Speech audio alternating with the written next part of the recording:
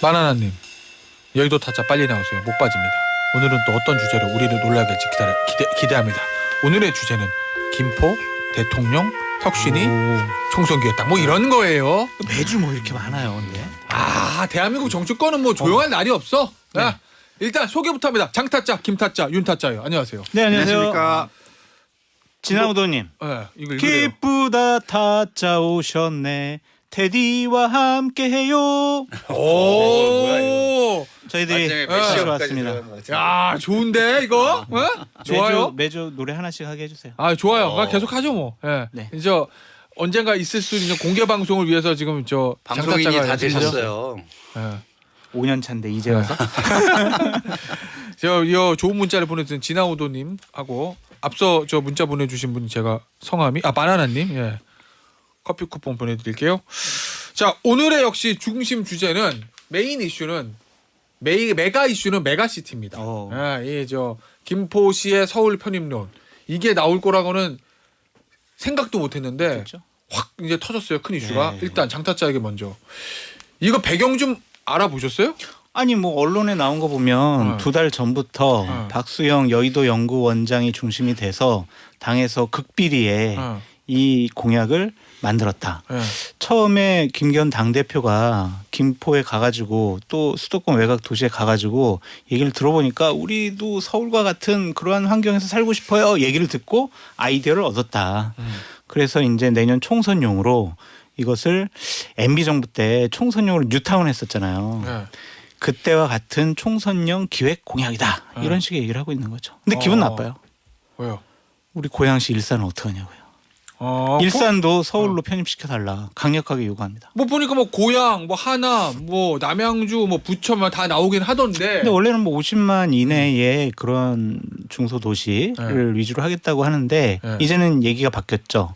뭐 성남이라든지 고양이라든지 100만이 넘고 90만이 넘는 도시도 네. 주민이 원하면 우리가 서울시로 편입시켜주는 네. 특별법에 포함시키겠다. 이런 생각을 하고 있습니다. 장타짜가 김포시장이랑 친하잖아요. 혹시 옛날에 친했죠. 지금은 안 컨설팅 친해요. 해준 거 아니에요? 아니 지금은 안 친해요. 연락 안 한 지 오래됐고 옛날에 보좌관 할 때 친했죠.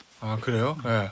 알겠습니다. 자, 일단 요게 이제 뭐 메가시티가 국토 균형 발전에 도움이 되네, 김포에 도움이 되네, 서울시에 도움이 되네. 요거보다 그거는 이제 정책하시는 분들 하시라고 하고 우리는 여의도 그렇죠. 타짜니까 오늘은 어떻게 접근해 볼 거냐면 네. 이게 이제 총선에 도움이 되냐? 되죠. 국민의힘에게. 그리고 민주당은 그거 생각하면 어떻게 반응해야 되냐. 뭐 이런 것들 얘기할 겁니다. 네. 자, 일단 어떻게 할까요? 윤타짜부터. 이거 총선 전략으로 승부수예요, 자충수예요? 저는 잘 핸들링하면 괜찮다고 보고 이제 네. 지금 김 변호사가 이게 우리 정책을 좀 나눠서 이야기하자 했는데 네. 사실 이건 엮일 수밖에 없는 거잖아요. 그럼 같이 하셔도 돼요? 아니 그러니까 그게 장점이라고 생각해요. 네. 그냥 무슨 얘기예요? 정략적이다 뭐 이렇게만을 치부할 수 없는 아니 정치라는 게 다 네. 정략적이죠. 근데 저는 그렇게 생각하거든요. 늘 좋은 정책 내가지고 네. 사람들이 좋아해가지고 내 지지율 오르고 당선되면 그게 나쁜 건가?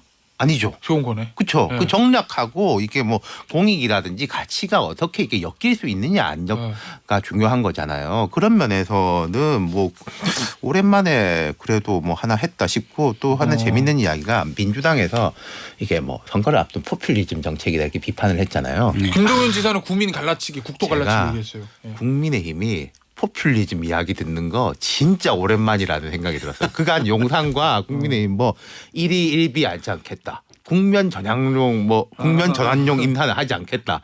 지지율이 1%가 되는 한이 있다도 뭐 밀고 가겠다. 물론 포퓰리즘이 좋지 않은 건데 지금까지 국민의힘과 용산은 너무 민심하고 동떨어져 있는 뭐 우리께 맞단 말이야. 라는 식이었단 말이죠. 그러니까 네. 저는 뭐 이것조차도 제가 눈이 너무 낮은지 모르겠습니다만은 뭐 나쁘지 않아 보이는 거고 다만 아쉬운 것은 이걸 그냥 뭐 김포 이렇게 접근할 일이었나 오히려 더 크게 예. 판을 키워야 된다. 그렇죠. 뭐 수도권의 이제 전면적인 재조정 네. 그리고 이제 뭐 국토 균형 발전에 져야 되는 거 아니 충청도 강원도를 수도권에 붙이는 것도 아니고 네. 김포는 원래 서울 옆에 있는 곳이니까 그게 아니라 국토의 전면적인 경쟁력 강화 이런 쪽 좀 키워 나가는 게 맞지 좀 잘게 이렇게 들어가는 식이라면은 그거는 오히려 좀 별로 안 좋다 그런 말씀. 어쨌든 잘 핸들링하면 총선 승부사가 될 수 있다라는 네. 거고 김타천 어떻게 봅니까 이거? 아니 저는 뭐 이전에 방송 다른 방송들에서 다 얘기를 했듯이 총선용으로는 굉장히 그 효과가 있는 저는 정책이라고 봐요. 아 그건 왜 그래요? 근데 이제 좋은 정책이냐 이걸로 가면 저는 윤타짜하고는 좀 얘기가 다르거든요. 자 왜냐면 일단 총선용으로 좋다는 건 왜 그런 거예요? 왜냐면 이거 현찰이잖아요. 현찰. 어. 어음이 아니라 현찰이거든. 그러니까 네. 한마디로 얘기해서 김포 시민이나 수도권 외곽 도시의 그 시민 뭐 주민들한테는 현찰이에요. 그냥 내가 서울로 편입이 된다. 그러면 뭐 기본적으로 나아질 게 너무 많은 거예요. 그럼 예를 들면 교통부터 시작해가지고 뭐 네. 경제, 문화 뭐 이런 모든 면에서 그 예를 들어서 간단한 거 이런 거잖아요. 그 수도권 지역에서 서울로 교통을 개선시키고 싶은데 개선이 안 되는 이유가 있어요. 뭐예요? 서울이 동의를 안 해줘서 그런 거예요. 버스를 무작정 버스 늘리면 들어가야 되는데 들어가야 못 들어가게 되는데 하는데. 이게 많이 들어오면 서울은 오히려 서울 인프라가 주변 주민들한테 많이 이렇게 쓰이고 소모되고 이런 게 있잖아요. 그러니까 최대한 그걸 제한적으로 하려고 한단 말이에요. 아 버스 들어오고 이런 광역버스 그렇죠. 들어오는 거를요. 근데 일단 같은 서울이 되면 그런 건 필요 없는 거예요. 어. 그냥 사업자하고 뭐 인허가 관계만 해결되면 그냥 끝나는 거잖아요. 네. 그런 거 있고 그다음에 이제 뭐 교육 문제도 그렇고 여러 가지가 제가 볼 때는 이건 현찰이다. 그러면 뭐 근데 김포 이제 뭐 하남 예를 들어서 편입될 수 있는 도시에서는 표가 나올 그렇죠. 거다. 국민 그럼요. 입장에서는. 제가 볼 때는 현찰이고 부동산도 자산 가치도 올라갈 거고 그런데 이제 서울 시민이나 경기 다른 지역의 도민들은 이걸 가지고 안 좋게 볼 수도 있잖아요. 근데 그건 어음이에요. 어음. 뭔가 그런 게 드러나기 전까지는 그럴 것이다라는 생각이지 피부에 와닿는 게 아니거든. 그렇기 때문에 이거는 제가 볼 때는 총선에는 효과가 있는 정책이다. 예. 단 정책적으로 보면 진정성이 없는 포퓰리즘이다라는 생각은 들어요. 왜냐하면 이게 진정성이 있으려면 치밀한 용역이나 연구 이런 걸 선행했어야 돼요. 근데 그런 거 하나도 없이 던졌잖아요. 그러니까 저는 이렇게 생각을 하는 게 정책 이야기 뭐 안 할 수가 없는데 메가시티론 같은 것은 그 행정학자들이라든지 도시경제학자들 사이에서 이제 뭐 논쟁적입니다만은 계속 나오고 있었던 이야기고. 꽤 그러니까 됐죠. 그 예, 얘기. GTX 같은 경우에도 되게 양면적이에요. GTX 되니까 교통 뚫려서 좋다라는 쪽이 있고 서울로 쫙 빨아들이는 거 아니냐 하는 이게 양면적이 있는 건데 근데 제 느낌에는 한 지난 20년 동안 우리가 노무현 대통령의 그 수도 이전론 이후에 예.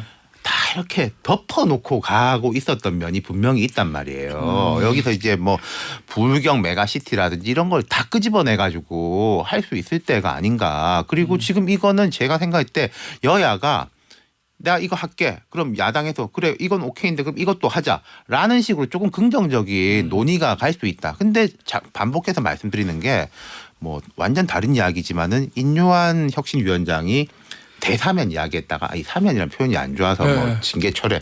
저는 김포 주민이 좋아서 이런 식으로 접근하는 것은 맞지 않다고 생각하는. 오히려 그게 포퓰리즘적으로 보일 수 있다는 그렇죠. 알겠습니다. 좀 뭐 윤타짜 김타짜 말씀에 100% 동의를 하고 다른 관점에서 찾아보면 네, 일단 총선은 도움이 된다. 네, 그렇죠. 민주당이 뼈 아플 것 같아요. 왜냐하면 민주당 너희들 놀고 있었어라는 지적을 받을 수밖에 없어요. 정책이잖아요. 네. 이러한 이슈들은 뭐 야당이 던져가지고 논쟁의 장을 끌어들여야 되는데 민주당은 그동안 이재명 당대표 보호하고 막 그런 사법 리스크에 그냥 허우적거려가지고 이러한 이슈들을 못 꺼집어낸 거예요.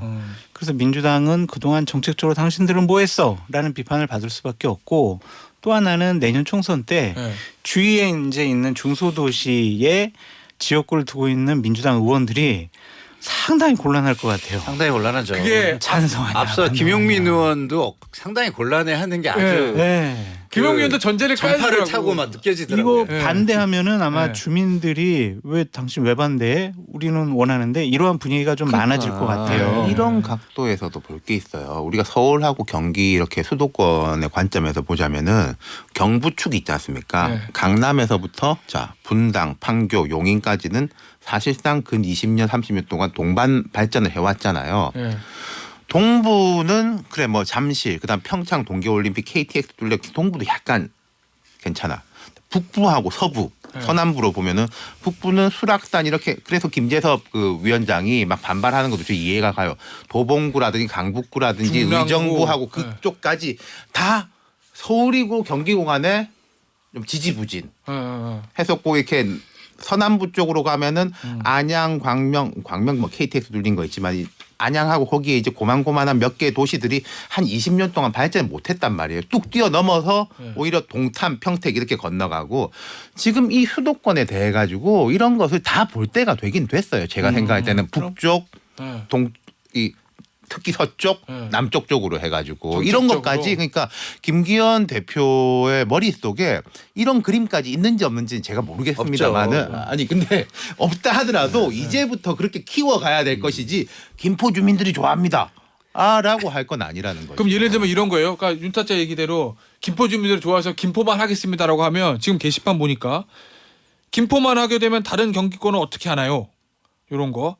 김포 말고 좋아할 사람 1도 없는데 김포 외 지역은 표 다 잃을 텐데 이런 얘기 나오거든요. 그러니까 참 이게 지금 김포에만 뭐 한정시키면 이렇게 김동연 된다는 지사라든지 경기도에서 비판적인 분들은 교통하고 인프라가 문제지 서울이 문제냐 뭐 이렇게 그 맞는 말이에요. 근데 제가 생각할 때는 방금 말씀드린 것처럼 북부, 서부 이 특히 이제 뭐 서남부권 이쪽을 중심으로 해가지고 그냥 무조건 서울 해준다가 아니라 우리가 이렇게 해서 이렇게 되는 거다라는 더 큰 걸 보여줄 필요가 있다는 거죠. 판을 키워라. 한 가지 말씀드리면 되게 오랜만에 여야가 정책 대결 할 것 같아서 전 기분이 좋아요. 왜냐하면 국민의힘 쪽에서 자 수도권 메가시티 서울 막 이런 이슈 딱 내놓으니까 민주당이 한 이틀 고민하다가 좋아 행정구역 개편으로 한번 받아쳤잖아요. 물경 장군봉 메가시티 얘기도 나왔어요. 네. 그러니까 이런 정책적인 논쟁 대결 이건 좋은 것 같아요. 그리고 김동연 네. 지사가 애초에 제 한마디만 본인이 이제 경기 북도 남도 가르는 주민투표 하자고 대통령 앞에 건의했잖아요. 그럼 받고 이런 식이니까. 근데 지금 제가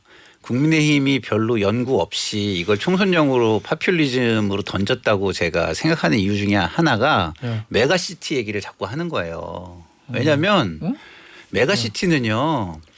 자급적인 자족적인 경쟁력이 없는 데들을 모아서 규모의 경제를 만들자는 아이디어에서 출발한 거예요. 부울경이라든가 아니면 뭐 대전, 충남, 충북이라든가 이런 데들이 이게 규모가 부족하니까 도시의 발전을 더 이렇게 끌고 갈 수 있는 그 뭐랄까 동력이 좀 떨어진다. 그런 동력을 만들자는 차원에서 메가시티인 거고 서울은 옛날부터 서울 집중이 너무 심해서 그 편중을 어떻게 해소하고 할 것이냐 이런 논의가 돼 왔었단 말이에요. 그러면 지금 상황에서 서울을 넓히자. 서울은 자연스럽게 계속 늘어났어요. 아까 그 경부축을 중심으로 이런 얘기 했잖아요. 계속해서 늘어났고 그렇기 때문에 거기에 뭐 그 주거만 들어가면 안 되고 뭐 이런 그 비판들도 되게 많았고 이런 것들이 있었단 말이에요. 그러면 메가시티로 얘기를 하려면 이런 모든 것들이 연구가 선행돼서 나왔어야죠. 그 저는 그리고 또 하나만 얘기하면 이게 정책적으로 그 논쟁이 붙어가지고 계속 논쟁이 발전적으로 갈 거라 그러는데 저는 그렇게 가면 이거는요 총선용으로 써먹기 쉽지 않아요. 왜냐하면 그렇게 가면 이게 장기. 장기 가지가 된다. 예, 그것도 그렇지만 이게 장점만을 부각시키기가 쉬운 정책이 저는 아니라고 보거든요. 그래요? 네. 자기 근데 김타짜 민주당 지도부 입장에서 보면 예. 이게 던졌어요. 네. 아 찬성합니다. 수도권 뭐 위성 도시들 다 서울 편입할 우리 찬성해요. 그러면 그 공의 80%는 여당이 가져갈 거고 예. 반대하면 앞서 김영민 의원 인터뷰에서도 김영민 의원도 지역구 주민들이 찬성하면 본인도 긍정적으로 보겠다 이 얘기잖아요. 그렇죠. 반대하면 우린 좋은데 당신들은 왜 그래? 이거 나올 것 같고 네. 굉장히 고민이잖아요. 네. 고민이죠.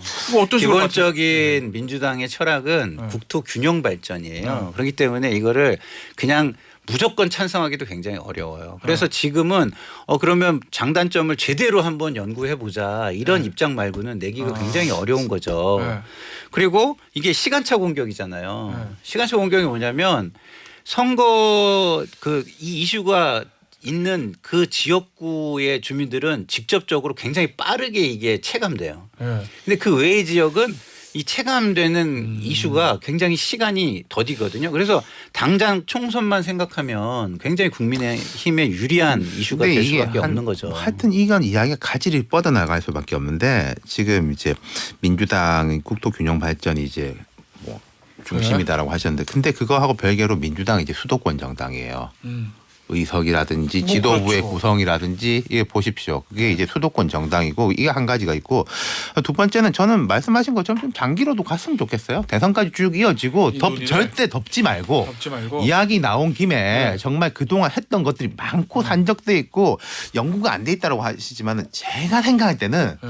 사실 연구는 되게 많이 돼 있어요. 아, 그러니까 뭐 학자들이 이런 그렇겠지. 면 저런 면에 대한 네. 근데 이걸 다 덮어놓고 있었던 거가 있는 것이니까 그리고 한 가지만 더 조금 이게 제가 재밌다고 생각하는 게 국민의힘이 선거 지니까 의대 정원도 늘린다고 하고 어쨌든 이것도 하고 국민들 이거 약간 효능감 진짜 효능감이라는 게 그렇잖아요. 야, 표현의 의대 정원 무서움을 늘린다고 알았어. 하니까 민주당에서 퍼퓰리즘이다 하면서 아니야 우리 목포에다 해줘 여수에다 해줘 뭐 지금 이러고 있는 거잖아요. 그리고 대통령이 이제 뭐 전략회의 가가지고 5개 뭐 국립병원인가 네. 서울에 이제 5대 네. 병원 수준으로 올리겠다.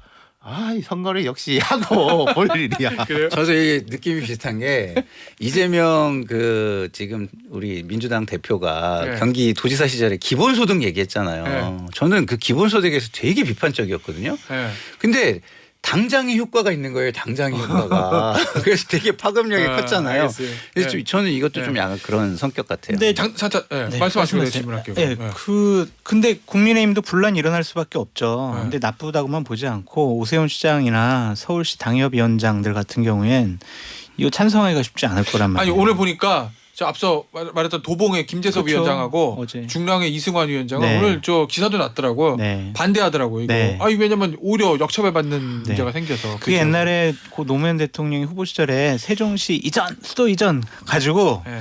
세종시라든지 충청권에 있는 그 당시 한나라당 네. 의원들이나 당협위원장들은 와 서울하고 해야 쪽에 된다. 있지. 네. 근데 수도권에 있는 네. 의원들이나 후보들은 이거 안 돼. 네. 수도권 집값 떨어져. 이거 말도 안 되는 공약이야. 막 내부에서 싸웠어요. 네. 그러니까 이러한 것들을 김기현 당대표가 잘 조율해 나가야 돼요. 그러니까 근데 아까 제가 네. 좀 뭉쳐지는 이명박 정부 시절에 지금 이달곤 의원인데 네. 이분이 이제 중심 돼가지고 행정구역 개편안을 냈어요. 암만 전국으로 이제 냈다가 70개, 80개 네, 정도 맞아요. 중권역으로 네, 지금 기억나요. 제가 아까 이제 수도권의 균형적인 이야기를 하는 게 예컨대 그러면은 지금 뭐 김포, 하남 여기만 정신이 팔려 있을 게 아니라 의정부하고 도봉 이런 식으로 뭐 중랑과 네. 구리 네. 약간 소외돼 있는 그런 쪽도 더 끌고 나가야 되는 알겠습니다. 거예요. 장타즈 나는 궁금한 게 예전에 그 노무현 전 대통령도 사실은 수도 이전론 꺼내서 본인이 나중에 그랬잖아요. 재미 봤다고. 그럼 선거용으로 꺼낸 거라는 건 자인하는 건데 그게 그렇죠. 아마 제 기억에 대선 있기 몇 달 전에 나왔던 네, 거거든요. 맞아요. 근데 난리가 났었어요. 예, 난리가 났잖아. 저 당시 이해창 후보가 제대로 대응하지 네, 못하면 선거 못했어요. 진 건데. 집값 떨어진다 이거밖에 없었어요. 예. 그러다 선거 졌잖아요. 네. 근데 이제 이게 본이든 아니든 간에 어쨌든 총선용 현금이다라고 현찰이 검사자도 현찰. 표현한 건데 이게 만약에 네. 총선에서 영향을 정말 끼치고 그러니까 극도로 표를 끌어올리려면 시점이 너무 빠르잖아요. 빠르기도 하고. 제가였다면 연말이나 연초에 확 던졌을 것 같은데. 그런데 이제 왜 이렇게 빨리 던졌지, 김기현 이거? 대표가 좀 빌드업을 해 나가는 것 급하잖아요. 같아요. 마음이 좀 급해요. 예, 요즘에 좀 이렇게 뭐야 지금 혁신이 만들었는데도 또 이런 얘기하고 또 영남권 수도권 3선 수도권 출마 막 이런 식의 얘기가 나오잖아요. 네. 그러니까 그러한 좀 명분을 쌓아가기 위한 것 그리고 당에 판을 대한 전환하기 위해서. 예, 비판을 좀 눈을 돌리기 위한 것 그런 의도가 있는 것 같아요. 그럼 원래 계획은 몇 달 전부터 준비했으면 좀 총선 앞두고 연말 연초쯤에 꺼내기 얘기했던 거예요? 그렇게 봐야 되지 않을까요? 효과를 그러니까 극대화하려면. 뭐 제가 네. 김기현 대표가 전략이 어디까지 모르겠다고 말씀드렸지만은 만약에 총선용 2달 전부터 연구했다면은 김포만 연구 했다면 약간 이상하잖아요. 이상하지. 그거는 여기 무슨 이상하지. 지방 재보궐선거 아니, 있는 연구 것도 안한 거야. 아니 연구 재보궐선거 안한 있는 거 거야. 아니 그러니까 두 했대. 가지가 두 있는 달 거지. 전부터 했대. 안한 연구를 거예요. 많이 했는데 네. 끝배는 하나만 꺼냈든지 사실은 연구를 많이 안 했는데 했다라고 하고 이제부터 하든지 둘 중에 안 하겠지. 뭐. 저는 후자에 네. 한 표. 그러면 장타자는 연구를 많이 한 건 맞는데 좀 급해서 지금 먼저 꺼낸 거다. 네, 이런 취지. 좀 몰리니까 네. 뭐 하나 이슈 전환하려고 던진 거 아니냐 그런 생각이 좀 들어요. 어쨌든 이슈 전환은 저 되긴 했죠. 네, 예. 성공했죠. 자 그리고 요거 관련해서 마지막 어제 박찬대 최고위원이 천공 유튜브 영상을 틀면서 이것도 천공의 냄새가 납니다라고 이제 얘기하던데 그거 네. 어떻게 보세요? 천공 배우설 민주당이 제기한 거. 글쎄요. 이제 저는 그럴 가능성이 저도 있다고 개인적으로 생각하지만 지금 그래요? 공개적으로 얘기해가지고 민주당에 득이 되는 전략인지는 잘 모르겠다. 이게 제 생각이에요. 지도부에서. 네. 왜냐하면 네. 이 지금 현 정권에서 좀 이해가 안 되게 발생하는 일들이 많거든요. 근데 그런 거는 설명이 안 되니까 그쪽으로 흘러가는 거예요. 네. 여사 쪽이나 천공 쪽으로 흘러가는 건데 그건 개인적으로 그렇게 생각할 수 있어요. 근데 지금 이거를 던지면 굉장히 없어 보여요. 너무 없어 보여. 이게 밀리니까 이거를 해도 이런 식으로 되기 때문에 전략적으로 써야 되는데 그런 거는 지금의 쓸 전략은 오히려 아니고 급하다는 거예요, 민주당이 지금. 좀 없어 보인다 이런 생각이 저는 이제 김포건 이렇게 해서 보는 것보다 어쨌든 대통령 시정연설 자연스럽게 넘어가면은 좀 고개 숙이는 모습이라든지 예. 뭐 이런 거를 보여주고 있는 거잖아요. 그럼 민주당이 거기 조금 화답하는 식이 돼야 되는데 안 그래도 거기서도 조금 뭐 매몰찬 이런 모습을 하면은 제가 전에부터 말씀드렸던 게 이 강서 재보궐선거뿐만 아니라 여당이 쭉 안 좋았던 거는 강자 예. 누르는 사람으로 보이고 거대 야당이 약한 것처럼 보이는 순간에 흐름이 확 넘어갔다라고 말씀드렸는데 저는 그 뭐 김포하고 연결시키는 것보다 그런 흐름을 강화할 수 있다고 봐요. 뭐 김용민 의원이 뭐라고 했다라는 둥, 그만두세요. 뭐 네. 노룩 악수라든지 그런 거 하고 맞물려 돌아가는 거죠. 알겠습니다. 자, 그 얘기를 좀 해보죠. 얘기 나왔으니까. 윤석열 대통령 최근 이틀의 행보. 대통령 시정연설, 그다음에 어제 시민들하고 만났던 비상민생경제회의, 여기서 있었던 발언들. 장타짜 어떻게 봅니까? 대통령이 좀 변한 것 같아요? 아니면? 만들어 가고 있는 거죠. 내가 변했어. 네. 그러한 모습들을 좀 국민들에게 보여주고 싶어 하는 것 같은데 네. 좀 뭔가 억지스러운 느낌은 좀 있는 것 같아요. 그냥 왜요? 급하게 좀 만들어가지고 네. 좀 그런 모습 보이는 거. 예를 들면 뭐 카카오 택시 네. 막 분노를 느껴. 네. 그러니까 바로 또 이제 정부 당국에서 움직이잖아요. 카카오도 저희들도 택시 요금체계 개편 이거 저희들도 하겠습니다. 이런 식의 얘기를 하잖아요. 그러니까 민생에 집중하는 그러한 모습을 보이겠다라는 일환으로 그러한 행보와 일정들을 만들어가는 것 같은데 중요한 거가 있잖아요. 어쨌든 국회에서의 모습은 어땠어요? 국회에서 모습이요. 네. 많이 달라졌죠, 진짜. 그거는 이전에 윤석열 대통령이라면 상상할 수도 없잖아요. 특히 이재명 당대표랑 3번이나 악수를 하고 네. 또한 야당 의원들이 되게 차가운 반응 보였거든요. 몇몇 분들은. 네. 노루각수. 네, 그런데도 꿋꿋하게 이제 악수를 하시면서 다니고 또한 나갈 때도 네. 딱 이제 거의 45도 정도로 인사하고 가셨단 말이에요. 그럼 뭐 국회 전체에 대한 인사라고 하더라고요. 그렇죠. 네, 용산의 얘기는. 그런 것들은 대단히 많이 바뀐 거다. 그래서 바뀔 수 있다. 또한 내년 총선 승리를 위해서는 뭐든지 할 수 있겠구나. 그런 생각은 좀 들더라고요. 근데 앞으로 어떠한 것들이 더 벌어지는지 봐야죠. 예. 그러니까 장 소장님 말씀대로 제가 지난주에도 말했는데 머리는 느끼고 행동을 이제 움직이는데 아직까지는 뭐가 어색하고 쭈뼛쭈뼛하고 국민들은 이제 팔짱 끼고 네. 보고 있는 거죠. 얼만큼 더 하느냐 보자. 그래서 두 가지 이야기를 드리고 싶은 게 어색하고 불편할 거 아니에요. 갑자기 그리고 가라앉는데. 이게 또 지지율이라는 게 갑자기 오르지도 않아요. 예. 근데 밀고 가야지 여기서 이게 뭐 해봤자 되지도 않고 우리 지지층이나 챙기자로 도로 빽하면 예. 정말 와르르 다 뭐 그거 한 가지 말씀드리고 싶고 네. 두 번째 제가 그 대통령 국회 갔다 와서 좀 재밌었던 게 대통령이 그 표정이 많이 바뀌고 네. 특히 상임위원장 17명한테 3분씩인가 그거는 쉽지 않은 일이죠. 이야기 들은 거 쓴소리 쭉 들은 거 민주당 사람들이 더 많은데 예. 우리 저 참모 때 다 적고 있다. 이러면서. 예. 근데 제가 그보다 하나 재밌었던 게 자, 민주당이 재밌었던 예. 거는요. 저 광고 요정 윤타짜였습니다. 광고 듣고 더 재밌는 얘기 해드릴게요. 3부에. 자, 광고 요정 윤타짜. 광고를 들었으니까 더 재밌는 얘기. 더 재밌다기보다 대통령이 이제 그러면은 약간 뭐 고개도 숙이고 또 면박 같은 것도 당하고 또 제일 큰 게 저는 이제 그 상임위원장들하고 오차하면 3분씩인가 쓴소리 많이 들었잖아요. 그 제가 보니까 민주당 위원장들도 정중하지만 뼈 있는 이야기 많이 하셨더라고요. 그것도 그건데 끝난 다음에 예. 옛날 같았으면은 뭐 대통령실 관계자나 이른바 이제 친윤으로 불리는 이제 당 지도부 인사들이 뭐 민주당 욕할 거 아니야. 뭐 대통령 왔는데. 국가 원수한테 뭐 권위 저기 하고 노루각수가 뭐야, 이런 그래. 조용하잖아요.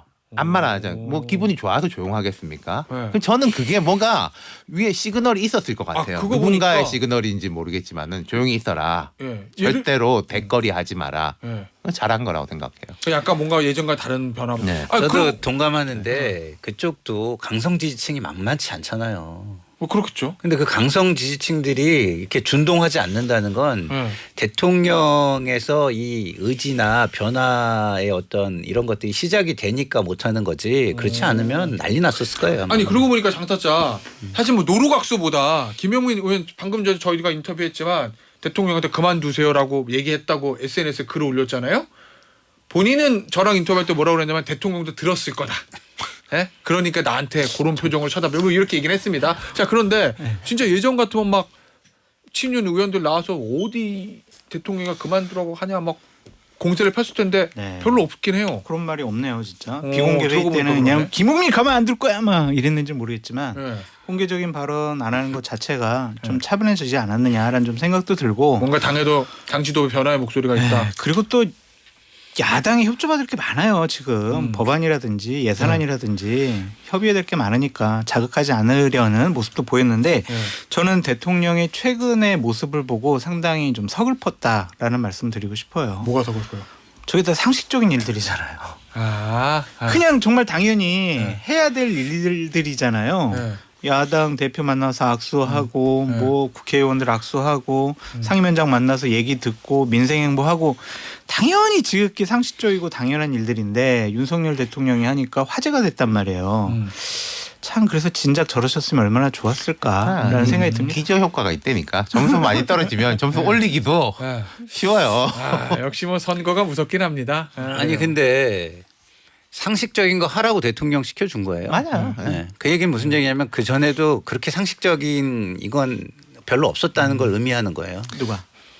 그 전에 우리 정권에서도 별로 상식적인 건 없었다는 걸 의미하는 거고 네.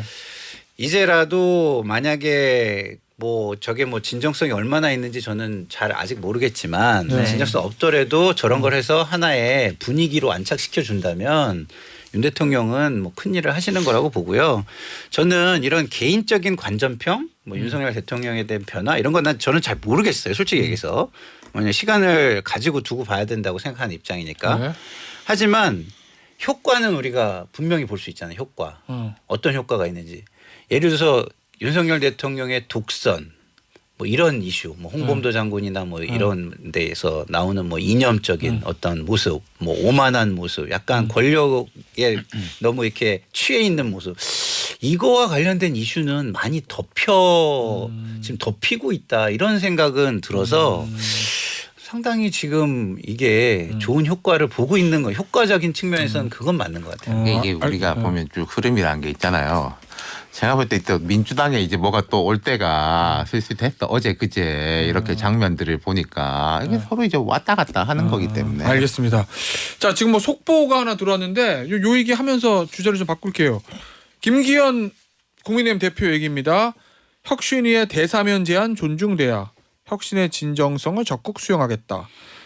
당대표 직속 김포 서울 편입 특별위원회를 발족한다. 안 좋아 워딩이. 그리고 서울 인근 김포 유사도시도 주민 뜻 모으면 편입 검토하겠다. 이 얘기거든요. 윤타짜 어때요 이거? 그 내용을 봐야 알겠지만 아까 제가 김포라는 이름 강조하는 거 별로 좋지 않다. 더 키우는 게 좋다라고 했는데. 유사도시도 원하면 해준다고. 근데 이게 김포 서울 편입 특위 저는 이게 제목이 마음에 안 들어.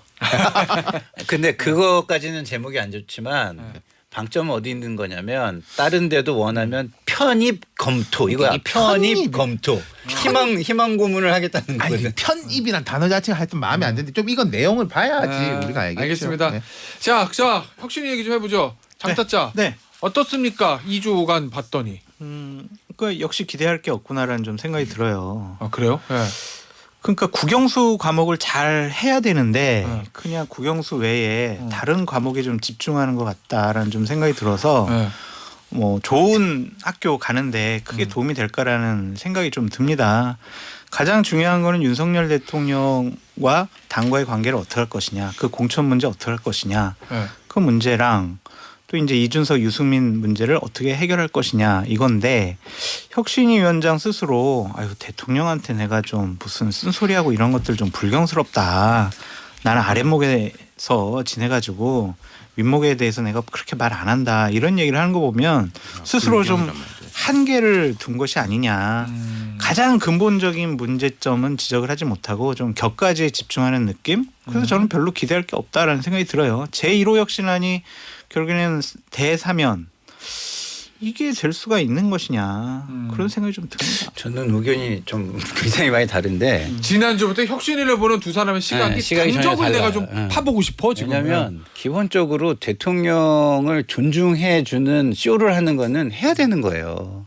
근데 결국은 대통령을 잠깐만 대통령 존중하는 쇼? 네. 네. 그럼 대통령 권위를 살려주는 게 필요하다는 거예요. 그렇죠. 겉으로는 막 존중해 주는 척하지만 실제로 쏟아내는 말들을 보세요. 뭐 검사들 대통령 측근으로 영남 물갈이 안 된다. 되게 아픈 거잖아요. 상상하기도 어렵다. 그러니까 얼으면 앞에서 얼으면서 뒤에서 뺨 때리는 식의 지금 일을 지금 인요한 위원장이 나는 하고 있다고 보거든요. 그럼 예를 들어서 그 얘기는, 통합 부분도요. 네. 징계 취소. 네. 이거 사실은 뭐 지금 본인들이 반발해서 그렇지 그렇게 쉬운 게 아니에요. 아이디어도 쉬운 게 아니고. 왜요? 그다음에 두 번째. 왜냐하면 갈등이 굉장히 극렬한데 여기서 누가 한쪽 편을 들어주면 양쪽에서 다 욕해요. 대표적인 저 있잖아요 지금. 양쪽에서 다 욕하잖아요. 그러거든요. 근데 그런 걸 지금 한 거고요. 근데 두 번째로 했던 게 희생이잖아요. 희생. 그 뭐예요? 영남의 중진들 희생해라. 그래서 희생 그 기득권자들이 희생하는 모습 보여라. 그래서 그러면 거기에 대통령 측근들이 가는 거 아니냐? 그랬더니 뭐라 했어요? 아이 그건 상상도 하기 어려운 일이야. 무책임한 난리나. 발언이라니까. 그럴까요? 저는 이제 이런 느낌이 저는 이제 되게 재밌게 보고 있는데 김종인 위원장이 할 때는 이 사람이 전략을 딱딱딱 짜가지고 하는구나 느껴지는데 이분은 꾹 밀고 가는데 이게 자기가 다 계산한 전략인지 하다가 보니까 이렇게 된 건지 말하자면 꿈보다 해몽이 좋은지는 잘 모르겠어요. 근데 이런 분 같은 경우에는 저는 그게 맞다고 생각해요. 자기는 좀 쉽고 단순하게 보고 쭉 그렇지. 가야 되는 게 맞지. 이분이 정치를 오래 한 분도 아닌데 이 계산 저 계산 하면은 더 어려울 거예요. 그러면 쉽게 말하자면은 김기현 영남 희생해야 되는 거 아니야? 이준석 뭐 이제 누구냐 유승민 우리 화합해야 되는 거 아니야? 크게 봐서 이 두 가지 말에 대해 가지고 우리가 해석은 많지만은 틀린 말은 아니잖아요. 크게 봐가지고 그 굵직굵직에 가는 데서 이제 어떻게 엮이는가인 거고 저는 기대가 그렇게 높지는 않지만은 아직까지 마이너스는 아닌 것 같다. 이걸 이제 뭐 100점을 주냐 80점을 주냐 이건 생각마다 사람마다 다른데 마이너스까지는 아닌 것 같고 하나 재밌는 것은 이게 어쨌든 유승민 의원을 만난 거 네. 만남이 성사됐다라는 거 그리고 그러게요. 네. 말하면은 또 이제 이준석 전 대표한테 사실상 면박을 당하고 있는데 네. 계속 고개 숙이고 뭐 좋은 분이고 만나고 싶고 조언 듣고 그러면은 이준석 전 대표도 생각해봐야 될 게 성사가 안 됐다 치고 네. 전 뭐 인요한 위원장이 뭐 한다고 해서 뭐가 일이 되겠어요. 다만 사람들이 느낄 때 제3자들이 볼 때 어떤 이제 임상을 가지게 될 것이냐. 저는 인요한 위원장 입장에서 보면은 이준석 대표를 다시 데리고 오면 네. 대성공이고 네. 못 데리고 오더라도 아니 그래 할 만큼 했지 그때하고 다르게 뭐 그러면은 뭐 나쁘지 않다. 하나만 저는 네. 인요한 네. 혁신위를 네. 좀 굉장히 그 잘하고 있다고 보는 이유가 있어요. 왜냐하면 이 기사나 지금 여론을 보세요. 큰 흐름이나 분위기는 인요한 혁신위가 끌고 가고 있어요 지금.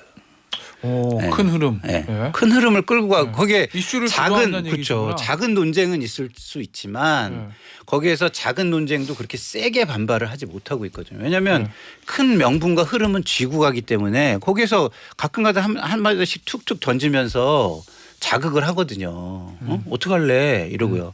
그래서 제가 볼 때는 지금 현재는 굉장히 좋은 역할을 하고 있다라고 생각하는데 모르죠. 이제 나중에 결론이 나올 때 그 결론이 별로 좋지 못하다면 네. 뭐 그 혹시 과정이 백파이어는 아무리 굉장히 좋아봤자 백파이어는 소용이 굉장히 없지. 세겠죠. 예. 알겠습니다. 그러니까 제가 드리고 싶은 말씀은 혁신위의 1호 대사면 이게 어쨌든 메시지와 행보와 결정이 좀 혼란스럽다고 말씀드리고 싶어요. 네. 그러니까 처음에 5.18 거기 가서 민주묘소 가서 참배하고 무릎 꿇고 했잖아요. 5.18 전문 헌법 전문에 수록하고 여러분들의 네. 뜻과 의지 반영하도록 하겠습니다라고 하면서 5.18 정신 헌법 전문에 수록하는 거 불가능하고 저도 반대합니다라고 얘기한 김재원을 사면시켜요. 이 말과 행동 메시지가 좀 다르잖아요. 에이, 그건 그렇게 보면 안 되죠. 목적이 달라서 그런 거 아니에요? 대사면이지 이게 김재원을 찍어서 사면한 게 아니잖아요. 아니 그 부분은 제껴놓고 할 수가 있잖아요. 그러니까 뭐 행보와 메시지가 좀 말이 안 그렇게 따라는 치면 거지. 홍준표 시장도 징계받은 게 수해 골프 때문이잖아요. 그렇지. 사실은 네. 그럼 뭐 그럼 수해 골프 잘했다라고 해가지고 네. 사면하는 건가? 아니 그런 건 아니지. 수혜와 관련해서는 다른 이뇨한 위원장이 어떠한 행보는 보이지 않았잖아. 그러니까 네. 내 말은 그거지. 행보에 가서 진정성 있는 모습 보여줬는데 그러면 5.18 유족들은 뭐야? 왜 김재원을 왜 사면해? 당신 말에 진정성 있어. 또 이렇게 공격받을 수가 아니 그러니까 있으니. 그거는 저는 그렇게 보면 안 된다 그러는 게 오일팔 유족들 별로 뭐 실타래가 하지 마. 너무 많이 엉켜 있잖아요. 그럼 하나하나 풀 수가 없잖아요. 잘라야 그래서 남아공에서 네.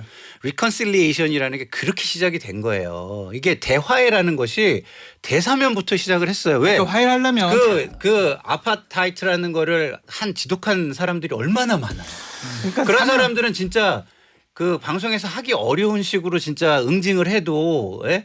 시원치 않은 그리고 사람들이에요. 지금은 제가 솔직하게 말해서 네. 5.18 유족들 반발 이게 문제가 아니잖아요. 이준석 뭐 나한테 원래 욕한 사람 먼저 처벌하고 뭐 그러니까. 해야 될까 이거라고 하는데 근데 그렇게 가면 당신이 욕한 사람은 뭐 어떻게 되고 그건 저는 한도 끝도 없다고 그렇지, 생각하는 한도 끝도 면 그러니까 없죠. 이거는 이준석 대표 입장에서 나는 받아들일 수 있다 없다 그건 본인의 판단이에요. 네. 자기가 할 바예요. 뭐 누가 뭐라 그러겠어. 근데 상대방이 하는 거는 뭐 그대로 하는 거인 거죠. 알겠어요. 아니 자. 그 사면을 강요하는 거잖아. 그러니까 화해를 사면의 강요하는 강요가 거고. 아니었어요. 사면은 당사자들이 반대하잖아. 나는 아니죠. 싫어. 나는 사면 내가 그거는- 사면 안 해도 돼. 막 이러는데 왜? 제가 볼 때 그거는 표현을 잘못한 부분은 전 지적할 수 있다고 봐요. 그러나 아까 그거- 징계 취소를 하겠다라는 거잖아요.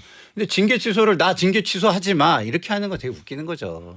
그 징계를 한 사람들에 대해서는 그러면은 가만히 있으면서 지금 그게 맞아요? 대사면을 하고 대화합으로 그러니까 가자고 그냥 당사자들이 털어내는 반대하는 건데 그러니까 이게 그런 식으로 논쟁은 하나하나 가면 가능한데 아무것도 해결을 나한테 못하지. 돼가지고 뭐 최고위원 대변인 이렇게 근데 이 당에서 말이에요. 당이란 조직에서 누가 누구한테 그런 비판했다고 이거 처벌하는 게 가능해요? 아니 불가능하지. 불가능하죠. 네. 근데 그 불가능한 요구를 하고 네. 있다고 저는 보이는 거예요. 아니, 그럼 이 불가능한 국민의힘이란 데가 뭐 탄핵의 강 어쩌고 저쩌고도 뭐 넘었는데 그럼 이게 준석의 강을 이제 다시 만들어가지고 이거는 이 강에 못 넘어오는 거야. 못 넘어온 사람도 있어. 근데 그럼 못 넘어온 건 못 넘어대로 가는 거고 인요하는 나는 이만큼 했다로 가는 거고 저는 그렇게 생각한다는 근데 거죠. 당사자들이 어쨌든 그것에 대해서 받아들일 수가 없으면 그 사면 징계 철회 이런 효과는 반감될 수밖에 없고 양도국이라는 말 가지고 사면을 징계를 해버렸잖아요. 그러면은 이준석 대표에 대해서도 그렇게 험한 말들을 하는 사람들에 대해서도 뭐 못하게 하든지 아니면 그들을 징계하든지 어떤 그러니까 조치가 못하게 필요한데 하자. 험하게 되는데. 말하지 말자. 이건 가능하겠지. 근데 해야지. 권한이 없으니까 그 사람들 계속 뭐 알겠어요. 언론이 자, 그런 자, 사람 자, 나가서 아무한테도 자, 없는 거예요. 자, 애초에 그러면 누가 사면 장소장님한테 권한을 뭐 왜? 예를 들어서 꺼주세요. 이런 말 하지 마세요라고 할 수 있어요. 누가? 아니 근데 그럼 사면 권한을 왜 하냐고 저기- 왜 행사하냐고.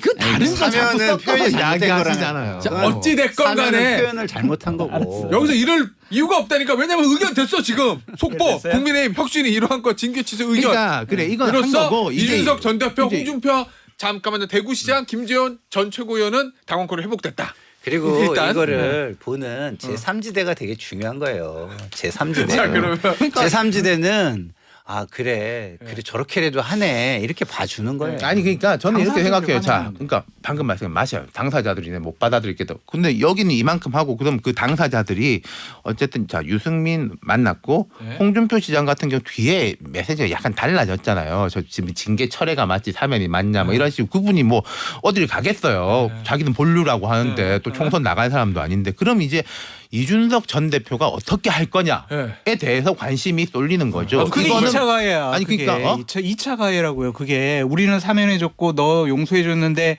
너는 계속 삐딱선 탈 거야. 아니지 그게 2차 가해지. 아니 그거는 삐딱선 탈 건지 안 탈 건지 그건 다른 사람의 심리적 파연이고 이준석이 그러면은 나는 못 받겠다라고 하는 계속 하는 얘기하고 거냐 있죠. 아니 네. 그래서 신당을 네. 갈 것이냐 네. 아닐 것이냐에 대해서 거기에 관심이 쏠린다는 네. 거지 그게 옳다 그르다의 문제가 자, 아니에요. 그래서 내가 이거는. 관심 쏠리니까 아니 내가 그렇잖아요. 내가 물어볼게요. 이 타짜로 물어보세요. 이전 대표가 원하는 건 뭡니까 장타짜? 제가 뭐 이준석 대표 그런 걸 긴밀히 얘기를 안 해서 잘 모르겠는데 네, 알면서 그래요. 아니 뭐 네. 그 앞으로 행보를 보면 네. 그러니까 원하는 거보다는 네. 앞으로 본인이 생각한 거는 국민의힘이라는 울타리를 넘어서서 네. 정치를 하겠다라는 결심이 쓴 것 같아요. 신당? 그렇게 보여져요. 그러니까 제가 비난이 아니라 그거를 물어봤던 거 이제 거기에 관심이 당연한 거잖아요. 이거 이준석을 무슨 압박하고 비판하는 게 아니라 여기는 이 공을 던졌고 그럼 어떻게 할 거냐에 대해서 장소장도 아니 그렇게 그러니까 생각하잖아요. 윤태곤 실장님처럼 그렇게 합리적으로 생각하면 괜찮은데 일부의 국민의힘 의원들이나 최고위원들 같은 경우에는 우리가 마음문 열고 폭넓게 뭐 이준석 사면에 줬는데 쟤네들 왜 저래 하면서 또 공격할 수 있는 그거는 명분 가지고 할 공격하면 거라니까. 그거는 그 사람은 그 사람대로 네. 또 정치적이 별로 좋지 않을 거예요. 제가 생각할 때는 뭐 이준석 대표가 자기들 성에 안 차는 행동을 하더라도 뭐 그러시라라고 하는 게 오히려 국힘한테는 괜찮을 건데 사람들이 궁금해하는 거는 자 김종인 전 위원장도 만났고 김종인 전 위원장 계속 그 말씀 하신 분이거든요. 네. 국힘 나가야 된다. 그럼 똑같은 이야기 했을 거예요. 지금 보시면 이준석 오늘 아침에 나온 얘기인데 어제 있었던 얘기입니다. 김종인 전 위원장 그 종로에 있는 사무실 찾아갔잖아요. 네. 이 전 대표가 그러면서 중요한 행동 전 자문하고 상의하는 분이다. 이렇게 얘기했거든요. 그러면 이제 뭔가 행동을 한다는 얘기인가? 그 정치적인 아버지 네. 그리고 뭐 사회의 큰 스승 네. 이런 것 같아요. 그래서 우리가 결혼할 때 네. 저 주례 선생님 미리 좀 찾아뵙잖아요. 저 결혼 결심했으니까 좀 주례 좀 봐주세요.